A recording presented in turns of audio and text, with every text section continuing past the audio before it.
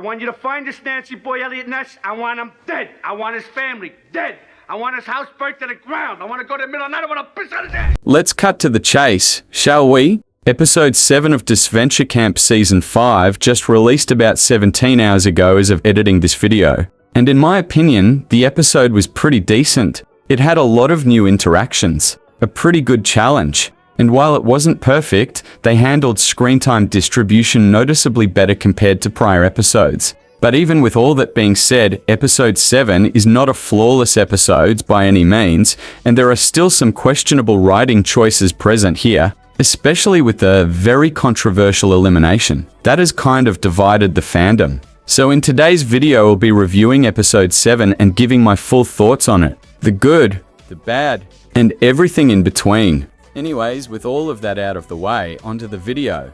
Yo, fight marker, you eat fucking shit, dude. Starting off with the opening scene of the episode, which was pretty cool. First off, Hey Diva, got a sack? Fuck off. and second of, I am pretty happy with how they've been handling ARA recently, and this episode was a major improvement for her. I liked her in previous episodes, but she wasn't really fully locked in strategy-wise, with her only big contribution being helping Aiden flip Olivia in episode 4. But that definitely changed this episode as she starts to play more aggressively, and trying to befriend Nura, which he'll talk about more later when we get to the challenge, and beginning to break off from Aiden and Evie's alliance. And speaking of Aiden, to my surprise, he was actually kind of decent this episode. I'm still not a big fan of him, but I think this episode is a good way to take his character. As while he is still kind of playing the game, he isn't throwing a tantrum every 2 seconds or acting like an asshole for no reason. Now granted, this change clearly isn't strong enough, as the most of the fandom still hates this motherfucker. But I think this is a good improvement, and I hope that they continue to write Aiden like this in future episodes.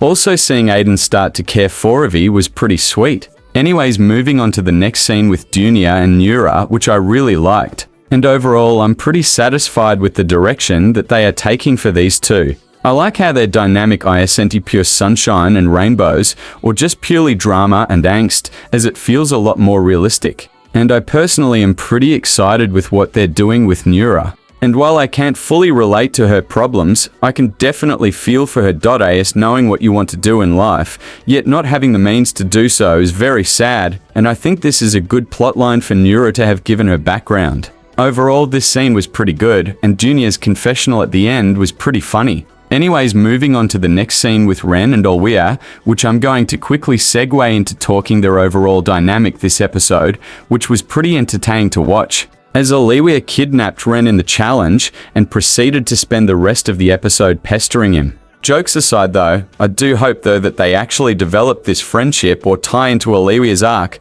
with Ren potentiality setting some boundaries with her while still supporting her or something along the lines of that. And speaking of Olivia, this was easily her best episode in the season. She's toned down a bit, but in a way that doesn't feel jarring, and she doesn't throw the challenge for no reason and wasn't acting annoying. She's still my least favorite out of everybody left on the fans team. But this episode was a welcome improvement and has raised her up to around the B tier for me. Anyways, moving on to the scene with Fiora and Natalia and Anastasia and Gabby. First off, I really like Natalia and Fire's dynamic, as it's really funny and entertaining to watch, and I'm hoping to see more of them in the next few episodes. And second of all, the follow-up scene with Anastasia and Gabby was very good, and probably one of the best scenes of the entire episode. I am so glad that they're actually focusing on developing Gabby as a character, without her remaining codependent on Ellie like she was in Season 1, and for the majority of All Stars. I really liked how they're picking up on her worries about being alone,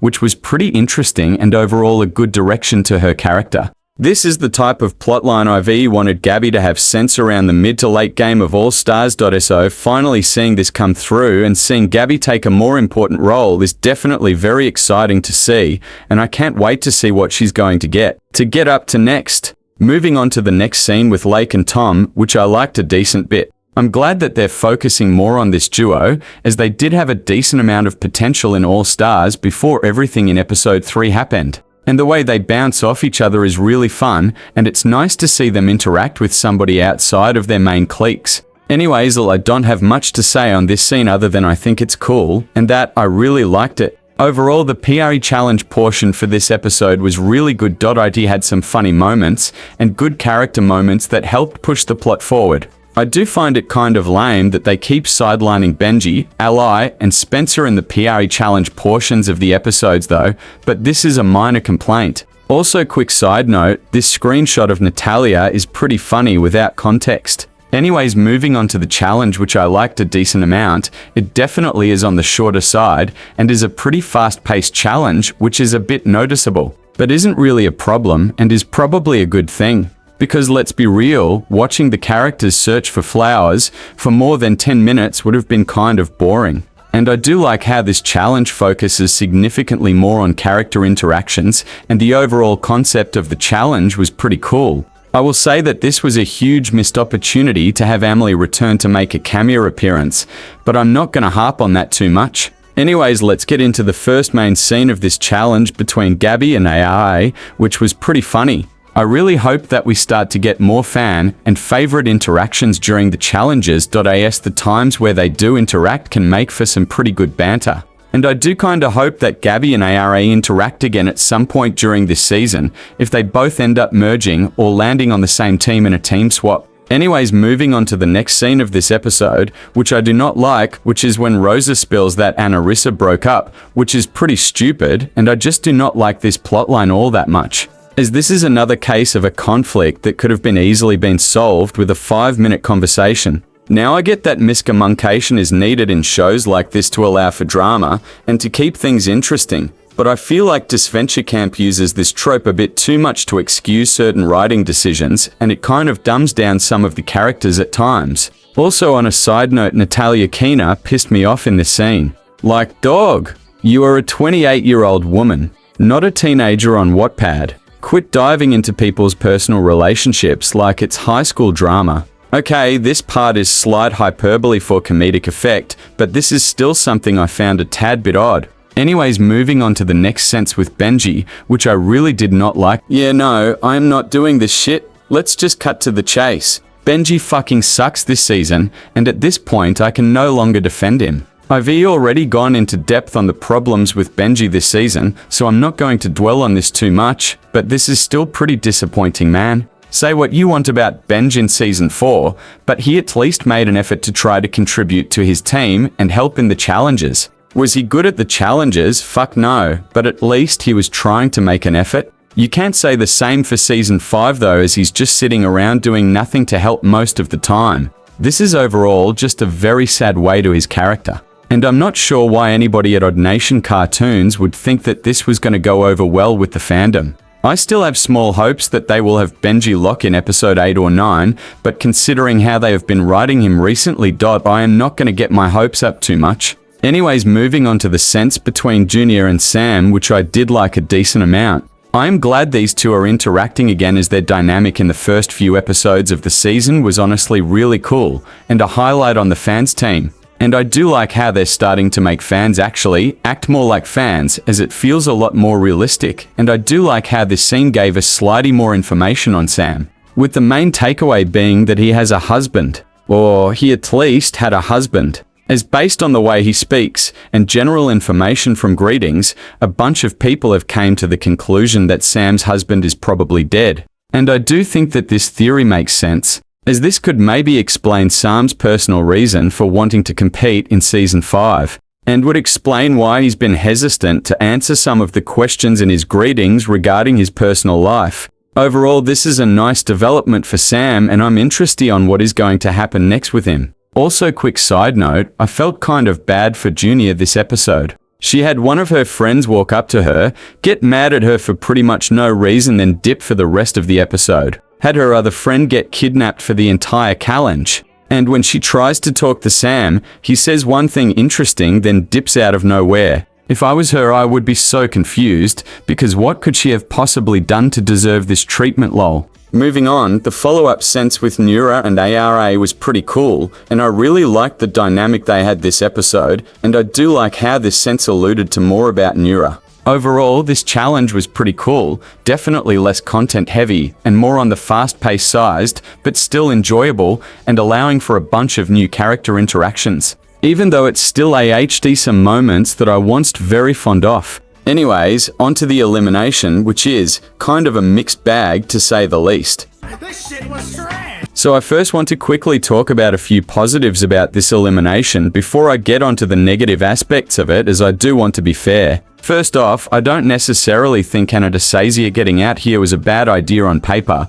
I like her a lot, she's my fan favorite contestant by a pretty good margin, but narratively speaking, she was always destined to be an early PR emerge boot, and I think that works best for her. And second of all, I do like some of the strategy behind the elimination.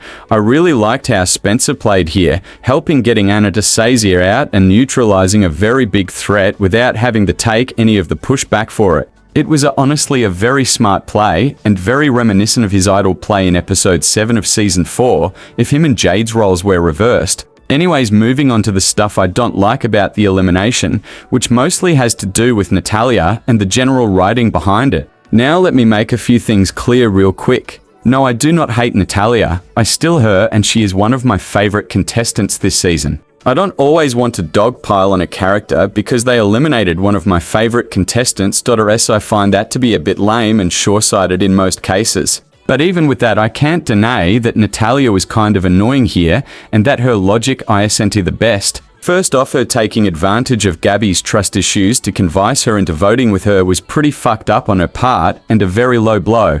And the reasoning behind her taking out Anastasia is kind of stupid. Yes, I get that Natalia is sort of petty, that's been shown off a lot in season 4 with how she interacted with Spencer, and her wanting to eliminate Anastasia isn't too out of the realm of possibility given how their relationship ended last season. But by this point, it's been over a year since then, and Anastasia has been mostly cordial to her. And the people around her this season, so I failed to see why Natalia is acting like she has such bad intentions. I could maybe understand this if the two of them continued to butt heads and argue this season, or if Anna never tried to patch things up earlier. That would make Natalia wanting to eliminate her feel less unjustified. And overall, this elimination just makes Natalia come off as super paranoid, which I get is the point, as Natalia does need a flaw for this season, but it's still kind of stupid. Now, I won't act like Natalia doesn't have any basis to take out a Nat, as she was a threat long-term socially and good at challenges,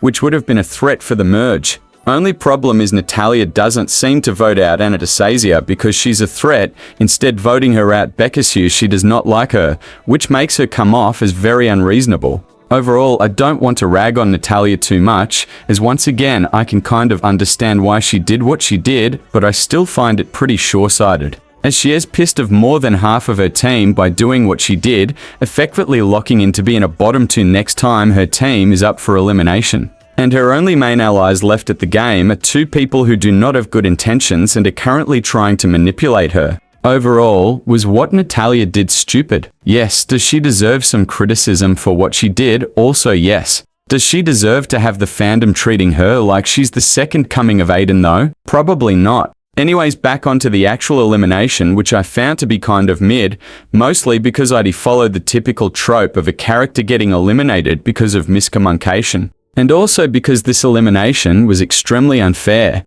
Because if we are being purely objective, Benji should have been eliminated here. Not only because he cost his team the WN, but also because Anastasia was contributing to the narrative of the story in the positive way, while Benji was not. Which is why I find this elimination to be annoying, as we lost a character that was actually doing shit and pushing the plot forward, in favor of keeping a character whose contribution to the season is better than the fucking Sahara Desert. Overall, this elimination is just very disappointing because of what we lost in comparison to what we kept.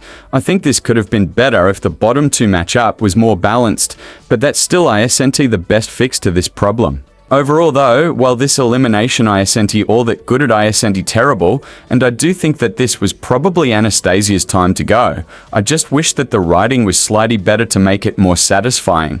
And I do like how Anastasia wasn't a sore loser about her elimination and just said goodbye to everybody, and the goodbye sense with her, Lake, and Gabby was really sweet. And speaking of Rosa, she low-key deserves slightly more flack for what happened here. As while Natalia is still the main person to blame, most of this could have been avoided if Rosa just simply talked to Anna instead assuming stuff. But even with that, I'm excited to see what Rosa will do in episode 8, and I'm a bit excited to see her play more aggressively and strategicality. Also, Anastasia's line to Natalia feels very reminiscent of what Linda said to her after their duel in episode 11. I am not sure if it was intentional or not, but if it is, then this is a very nice touch. Anyways, this elimination is okay. It's not good, but it's not terrible. It's just kind of in the middle, and probably could have used an extra rewrite or two to make it make more sense. Also, Benja's end confessional really pissed me off. Like, buddy, how the hell is anything you're doing paying off after it just caused you to get into the bottom two? The math mathing Benji, I get that you're dumb, but you're not that dumb. Anyways, let's just get to the conclusion of this video. In conclusion, episode 7 is a pretty decent episode. It has a lot of highs and a lot of lows, but overall the highs outweigh the lows to make for an enjoyable episode overall. And while the elimination isn't perfectly rewritten, it isn't outright bad and still sort of makes sense. Overall, if I had to rank this episode, I would give it about an 8 out of 10. Anyways, that's all I got to say. Thank you all for watching. Make sure to like and subscribe if you're new and comment down below your thoughts on episode 7. And I'll see you guys, girls, or whatever, in my next video, hopefully tomorrow. Peace out. Take care. Bye-bye.